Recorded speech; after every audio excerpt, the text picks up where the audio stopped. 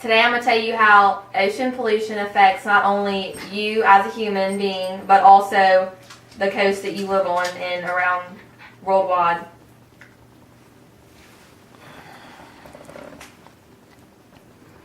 Ocean pollution is a serious worldwide problem that needs to be addressed. It not only is a problem on the Mississippi Gulf Coast, but everywhere around the world. The problem that ocean pollution that it causes is boating.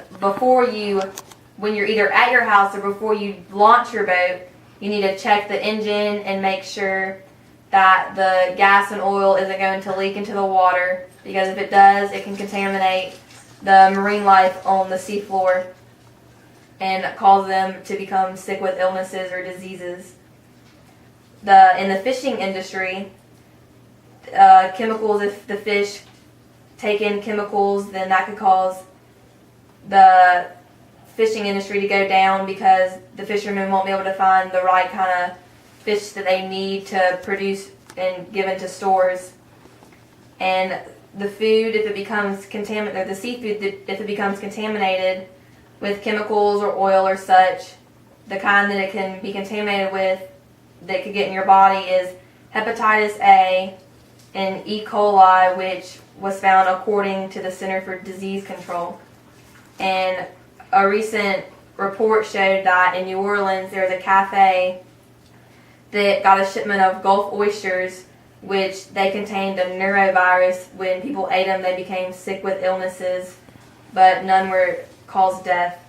The one example that y'all are familiar with is the BP oil spill, or otherwise known as the Deepwater Horizon oil spill. It happened it was on April 20th, about 4 years ago, which was 2010. And today, they are still finding over 300 tar balls around the barrier islands, such as Horn Island, Ship, and Cat Island as well. Chemicals in the water still affect the sea life today from the oil spill. Another example is the Barataria Bay, which is located in Louisiana. A recent article on the local TV show WLOX Channel 13, they captured and studied 30 dolphins which had been affected by the oil spill and then became sick with illnesses and diseases, which that is 5 times usual than the normal amount. How you can be affected, the people on the Gulf Coast or anywhere around the world that is affected by ocean pollution, is the cost of the seafood. If the seafood's hard to catch and find for the fishermen in the fishing industry, which due to pollution, then the price of it can go up and not as many people want to buy the product. Swimming in the water, if you have an open cut or wound and bacteria could get in it, it could cause it to be more than just a cut. It could be severe. And the bags in the trash, if you litter along the beaches, they can get into the water and affect the marine life and their habitats. A picture I'm going to pass around is a picture of the sea lion, which it looks to be a plastic that holds the soda cans together, and he's gotten it mangled around his neck, and it could cause severe wounds and cuts around his neck. And then this is a sea turtle who would probably think this trash bag is a jellyfish and tries to eat it, but it could block his airway and affect his breathing and could cause him to die. And another example would be if there's an overflow in rainfall in the sewage, that it could overflow into the rivers and bays and those bodies of water. You could solve the problem of ocean pollution by just taking action and individual responsibilities, by not littering and not leaving trash on the beach or around the city and stuff, and also recycling not only when you're on the go but also at home. The humans dumping waste can destroy not only an ecosystem but a habitat as well.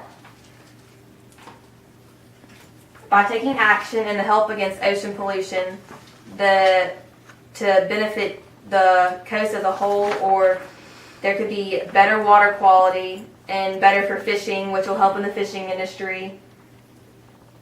And also boating, you could have prettier water to boat in and to swim in as well. And then prettier beaches with the sand and not trash collected in the sand and walking through it. And the seafood would be cleaner to eat, which like I said, would up the amount that people buy because it's clean food instead of contaminated with chemicals.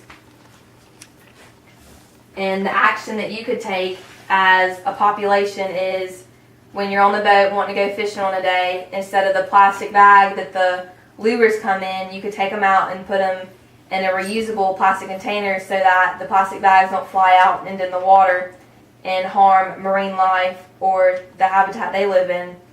And recycling so that the plastic doesn't end up in the landfills, like recycling the bottles and all those stuff, which it'll preserve for the next generation to come, so they'll have pretty beaches and more fish to catch and stuff. And statistics show that 80% of the population, the pollution in the ocean, comes from activities more onshore.